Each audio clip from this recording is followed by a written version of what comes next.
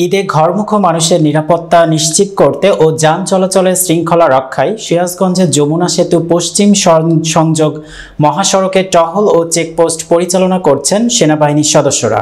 বুধবার রাতভর এই অভিযান পরিচালনা করা হয়। 11 পদাতিক ডিভিশনের সিরাজগঞ্জ আর্মি ক্যাম্প সূত্রে জানা যায়, পরিবারের সঙ্গে ঈদুল আজহা উদযাপনে বাড়ি ফিরছে উত্তর ও দক্ষিণাঞ্চলের মানুষেরা। তাদের বাড়ি ফেরা নিরাপদ করতে ও মহাসড়কে যান চলাচলের শৃঙ্খলা রক্ষা, চুরি ছিনতাই রোধে রাতের বেলায় মহাসড়কে টহল প্রদান করা হয় সেনাবাহিনীর পক্ষ থেকে। এ সময় চেকপোস্ট বসিয়ে বিভিন্ন যানবাহনের তল্লাশিও চালানো হয়। জেলা পুলিশ সদস্যরাও এ সময় উপস্থিত ছিলেন। শৃঙ্খলা রক্ষা ও নিরাপত্তা নিশ্চিতে বাংলাদেশ সেনাবাহিনীর এই কর্মকাণ্ডে স্বস্তি প্রকাশ করেন মহাসড়ক ব্যবহারকারীরা।